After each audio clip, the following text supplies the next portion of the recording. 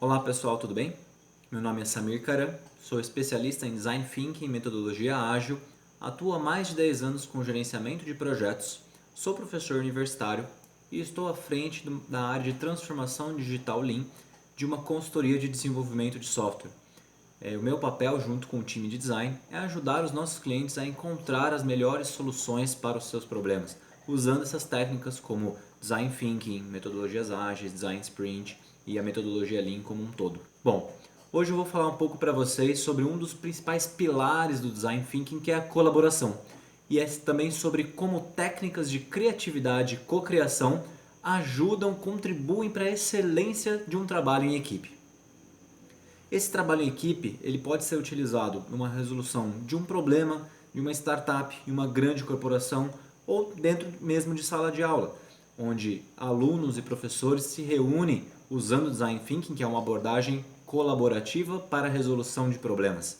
Então, os grandes problemas, né, sejam do nosso cotidiano, do nosso dia a dia pessoal, profissional ou no ambiente educacional, podem ser resolvidos usando essas técnicas de colaboração, de criatividade, de cocriação, sobre as quais nós vamos falar um pouco nesse vídeo.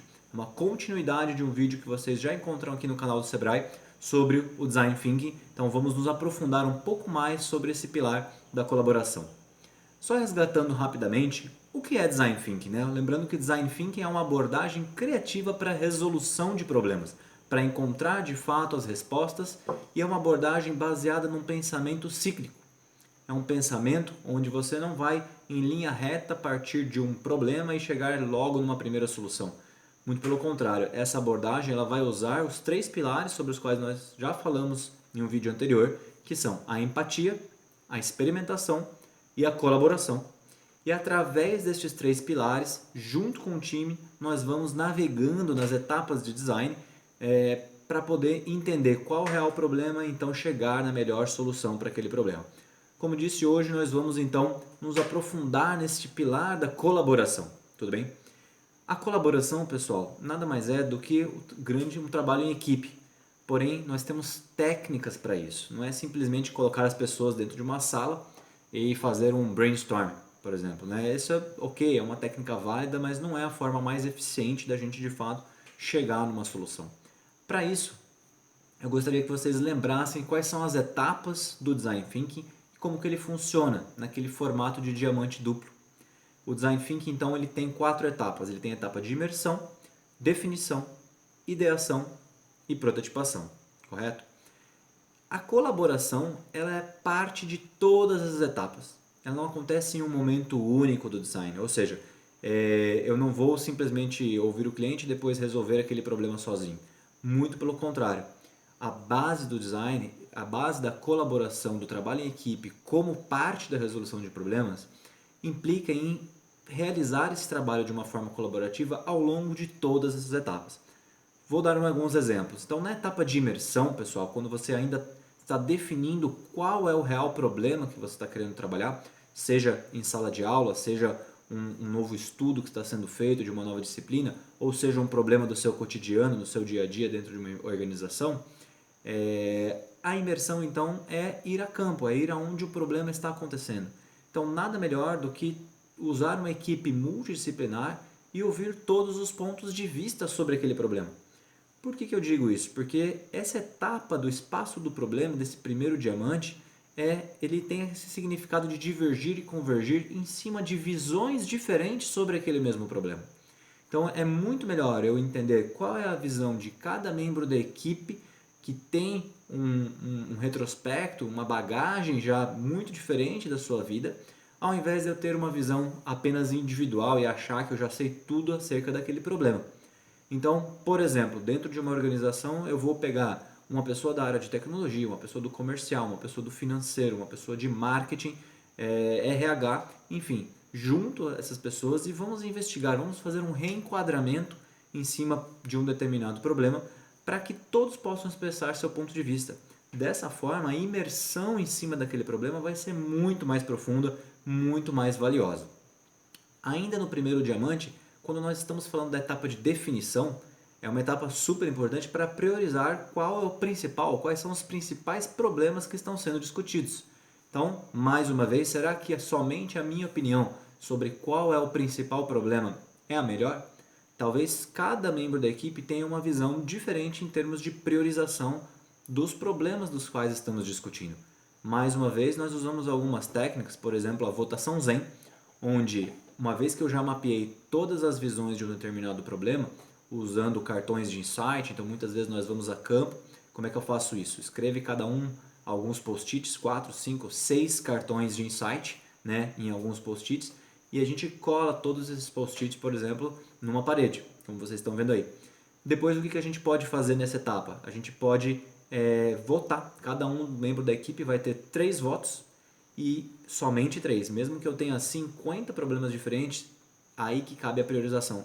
Nós não conseguimos, pessoal, num curto espaço de tempo, ter muitas prioridades. Se você tiver muitas prioridades, significa que você não tem nenhuma. Então, de fato, é uma técnica bem interessante limitar a quantidade de problemas que vai ser resolvida. Então, se cada um tem 3 votos, quando eu tenho 7, 8 pessoas, você vai criar então um mapa de calor em cima dos principais problemas na visão de todos, na visão coletiva. Somente a partir deste ponto que toda a equipe vai ter um consenso entre qual é a principal frente que precisa ser atacada. Dentro de sala de aula, isso pode ser feito exatamente da mesma forma. Eu posso explorar vários temas e, de uma forma colaborativa, definir qual é um aspecto específico, em que nível de profundidade que a equipe ou cada equipe vai trabalhar, por exemplo, parte da equipe num tema diferente. Tudo bem? Vamos então, pessoal, agora para o segundo diamante do Design Thinking, também atentando como que eu uso as técnicas de colaboração dentro desse segundo diamante. Então, por exemplo, na etapa de ideação, mais uma vez, não basta as minhas ideias. Eu gosto muito de falar que quando você tem uma boa ideia, mas uma ideia muito boa mesmo, no máximo você teve uma parte daquela ideia, uma metade daquela grande inovação que você acha. Você precisa encontrar a outra metade da sua ideia para que de fato você combine as duas partes e gere sim uma ideia realmente inovadora, uma solução inovadora para aquele problema. Bom, eu vou falar agora para vocês, pessoal, de algumas técnicas, vou dar alguns exemplos dessas técnicas então de colaboração que a gente pode usar na prática. A primeira delas é o bastante conhecido aí brainstorm, né, uma tempestade de ideias. E vou lembrar aqui alguns pontos super importantes para você no momento de fazer realmente uma sessão de ideação, uma sessão de geração de ideias junto com o seu time. A primeira dica, pessoal, é ter um tempo muito curto, muito bem definido. Por exemplo, 20 minutos só no máximo, e uma avalanche de ideias vai vir. E é estimular a equipe para que venham muitas ideias dentro desse tempo. Se eu tiver uma reunião de 1h30, 2 horas, realmente a gente perde muito em produtividade. Então ela tem que ter um tempo muito curto e o pessoal tem que saber de fato desse cronômetro para colocar uma quantidade de ideias, muito mais do que ficar muito tempo discutindo uma ou outra ideia. Neste momento, nessa técnica do brainstorm, quantidade é mais importante do que qualidade. Depois nós vamos priorizar as soluções e vamos falar de como a gente escolhe de fato aquelas que têm maior qualidade, tá bom? Uma outra dica super importante, na verdade uma regra, é proibido falar não e é proibido falar mas. Por quê? Para não cortar de fato a inovação. Se alguém tem uma ideia um pouco absurda, na verdade você tem que construir. Eu gosto muito de usar a técnica de, nossa, imagina que legal ser, né? E aí, então, em vez de uma pessoa ficar retraída e com medo de colaborar, ela vai ficar incentivada. Depois a gente vai usar as técnicas, eu vou falar logo logo na etapa de convergência, na etapa de prototipação, nós vamos escolher as melhores ideias. Então, neste momento, é de fato gerar uma quantidade muito grande. Anotar tudo, como eu falei, não descarte ideias absurdas, mas anote tudo para que depois você possa priorizar. E se as ideias forem poucas, pessoal, você pode estimular a discussão usando algumas outras técnicas. Uma que eu gosto bastante é o inexistente. Como é que ele funciona? Se você está com aquela, sabe, ideia fixa, nossa, não consigo pensar em outra coisa, por exemplo, estou pensando aqui num aplicativo para resolver o meu problema, e você está com ele martelando, martelando, martelando, você não consegue enxergar mais nada. O que o inexistente faz? Você pega aquilo que você está considerando fundamental para a sua solução e remove ele. Fala, como que eu poderia resolver esse problema sem usar, de fato, aquilo que eu estou já decidido que eu tenho que utilizar? Por exemplo, imagine que eu vou abrir um restaurante. Como é que eu posso o que é fundamental num restaurante? Um restaurante tem que ter mesa, tem que ter cadeira, tem que ter garçom. Então eu retiro esses elementos da minha solução E aí eu começo a pensar em soluções mais criativas. Por exemplo, como é que eu faço para ter um restaurante sem mesa, cadeira e garçom? Num primeiro momento você vai falar que é impossível. Num segundo momento você vai começar a pensar e falar assim, não, eu posso fazer um restaurante que as pessoas fiquem de pé, ou que elas fiquem num tatame, ou que elas tenham um pedido automatizado ali pelo tablet, ou somente balcões compridos de uma forma colaborativa, né, como se fosse um pub. Então você começa a gerar criatividade. E existem sim, eu já vi vários restaurantes que totalmente autoatendimento, não tem garçom, também não tem mesas nem cadeiras, tem formas diferentes, espaços de convivência, sofás, enfim. É muito legal essa técnica do inexistente. Se você está fixo em algo, tente tirar esse elemento da sua solução, não conte mais com ele, você vai ver como vão vir outros elementos para preencher esse vazio que foi gerado pela essa técnica do inexistente. Legal? Vou falar agora de uma outra técnica muito poderosa e eu acredito que inclusive ela é um avanço do processo de brainstorm, que é o brainwriting. Ou seja, ele é um brainstorm escrito, né? Ele tem algumas vantagens com relação ao brainstorm. Quais são as vantagens? Você faz ele escrito, ou seja, você evita de enviesar as pessoas com a sua fala. Isso pode muito acontecer quando eu estou participando do brainstorm, pessoas de níveis hierárquicos diferentes, ou até dentro de sala de aula, quando estou com um professor, ou mais de um professor e os alunos, né, um orientador e um orientando. E se você num brainstorm coloca a pessoa de uma hierarquia mais alta, coloca a sua opinião, dá uma ideia, talvez outras pessoas podem se sentir retraídas e ela diminui a criatividade. Como funciona o brainwriting? Ele funciona da seguinte maneira. Cada membro da equipe, imagina que você tem 6 pessoas na mesa e cada um vai receber uma folha A4 e vai colar nessa folha 3 post-its primeiramente. Então, cada membro da equipe vai escrever em 5 minutos 3 ideias diferentes para resolver, individualmente, sem falar nada, em silêncio. Depois de 5 minutos você vai rodar essas folhas, cada um passa a sua folha com 3 ideias para o colega da direita e vai receber uma folha com 3 ideias. Então, em mais 5 minutos, você vai ler as 3 ideias e escrever mais 3 ideias. Então você pode complementar essa ideia, combinar 2 ideias ou escrever outras 3 ideias, tanto faz. Mais 5 minutos, roda a folha novamente, você vai receber uma folha com 6 ideias já escritas. Você vai ler as 6 ideias e complementar mais 3.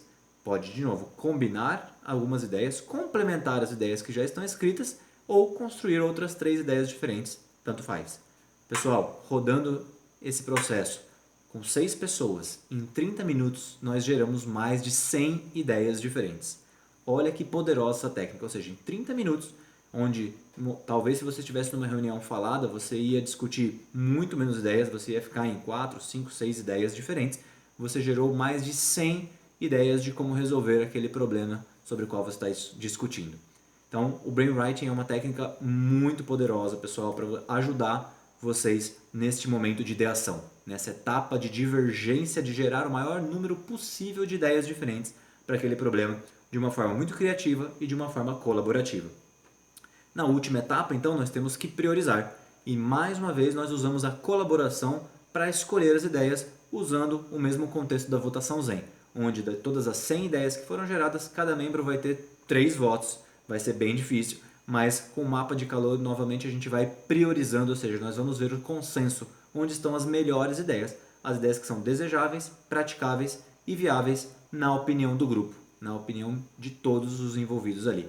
Dessa forma, nós vamos chegar com certeza numa solução que tem muito mais chances de resolver aquele problema do que se cada um dos membros ali tivesse pensado individualmente e não compartilhado as suas experiências, a sua bagagem e as suas ideias com os outros membros da equipe.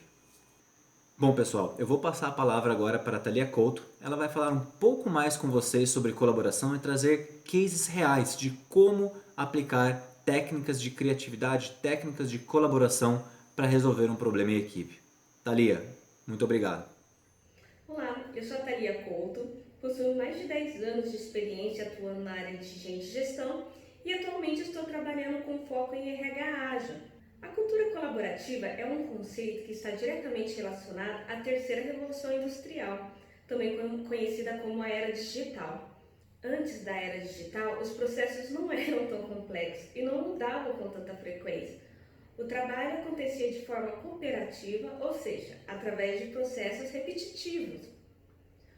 Uma das características marcantes que estamos vivendo nos dias de hoje é o momento VUCA, que é um acrônimo para volatilidade, incerteza, complexidade e ambiguidade. Nesse cenário que estamos vivendo atualmente, é imprescindível trabalhar de forma colaborativa, onde pessoas que possuem diferentes ideias, conhecimentos, habilidades e experiências se ajudam mutuamente a resolver os problemas complexos nas organizações ou na sociedade. A colaboração tem sido um dos valores humanos mais requisitados nas organizações e é uma necessidade para aquelas que desejam crescer e se destacar no mercado, pelo fato de proporcionar um ambiente de trabalho mais inovador, produtivo e positivo. Uma pesquisa realizada pela Harvard Business Review mostrou que as organizações que priorizam a colaboração têm mais probabilidade de crescer rapidamente ou estar à frente de seus concorrentes do que as empresas cujos líderes não favorecem a prática. Com a minha experiência trabalhando nas áreas de gente e gestão, acredito que os pilares da cultura colaborativa são basicamente a comunicação, o engajamento, o propósito, o reconhecimento do time e a transparência. Vou agora citar algumas dicas de como você pode ser uma pessoa mais colaborativa. Para ser mais colaborativo, é importante se envolver nas atividades com as pessoas do seu time, ter consciência de quais são os seus talentos e conhecimentos para que possa agregar na resolução do problema, no desenvolvimento do produto, um serviço ou até mesmo a melhoria de um processo. Mais do que isso, é extremamente importante ouvir as pessoas com atenção. Muitas vezes pensamos que as nossas ideias ou ponto de vista é o mais correto. Precisamos entender a real necessidade das pessoas. E a última dica é: esteja aberto para novas oportunidades, saiba no que as pessoas no seu redor estão trabalhando e esteja aberto a conhecer novas pessoas. Antes de citar alguns exemplos de colaboração, eu gostaria de enfatizar os benefícios de um ambiente colaborativo, que seria uma melhor capacidade para resolver problemas complexos, redução no tempo para resolver tarefas, a melhoria na capacidade criativa, melhoria no processo da tomada de decisão, melhoria no processo de aprendizagem e engajamento, tanto individual como coletivo, além de estimular a inovação. Quero trazer para vocês 2 exemplos de como a colaboração impacta no dia a dia. Exemplo 1. Em uma determinada organização, profissionais de 2 departamentos distintos registravam a entrada e a saída do equipamento ponto eletrônico, que estava situado no primeiro departamento, mais próximo da entrada e saída do departamento da empresa. Com o rápido crescimento da organização e contratação de pessoal, surgiu a necessidade de adicionar mais um equipamento de ponto, pois o primeiro já não estava atendendo ao grande número de profissionais, gerando uma fila enorme no início e no término do expediente. O processo de estudo, de aquisição, de instalação e configuração do ponto eletrônico envolveu diversas equipes da organização. Após a instalação, no segundo relógio, que ficou mais próximo do segundo departamento, notou que o problema não foi resolvido. Ou seja, uma enorme fila ainda se formava no primeiro relógio ponto. As pessoas não estavam utilizando o novo equipamento. E a pergunta é: o que houve de errado? A resposta é simples, é que o primeiro relógio estava instalado na roda e entrada da saída que não era de um fácil acesso, de fácil visualização. Em contrapartida, o novo equipamento estava situado num local de difícil acesso. O que ocorreu foi que a equipe envolvida no projeto não trabalhou de forma colaborativa. Ninguém mencionou a questão logística do processo de registro de ponto, não buscaram entender a real necessidade dos colaboradores. Trazendo a colaboração para a sala de aula, gostaria de compartilhar esse segundo exemplo. O período de provas é um dos momentos que mais geram ansiedade nos alunos e professores. Então, como nós poderíamos amenizar esse sentimento e contribuir para um maior desempenho nos testes dos nossos colegas? Então, a ideia é que alunos com maior habilidade em determinadas matérias, com apoio, claro, dos docentes, poderiam criar um cronograma de estudo diário com quiz e premiações simbólicas para medir o desempenho dos colegas, né, os colegas alunos, um tipo de aluno tutor que poderia auxiliar os outros alunos através de uma videoaula ou até uma aula em grupo presencial após a aula, né, após o término da aula. Os alunos e professores também poderiam criar dinâmicas em formato de gincana para assimilar melhor a matéria de uma forma mais divertida e com premiações simbólicas. Agora, o Samir vai dar um recado final para vocês. Obrigada, pessoal! Thalia, muito obrigado pela sua participação, pelos insights, pelos cases bacanas que você trouxe aqui pra gente. E pessoal, vamos chegando ao fim de mais esse vídeo. Espero que tenham contribuído e agregado bastante conhecimento para vocês sobre essas técnicas de criatividade, colaboração e trabalho em equipe. Muito obrigado pela atenção de vocês, um grande abraço e até a próxima.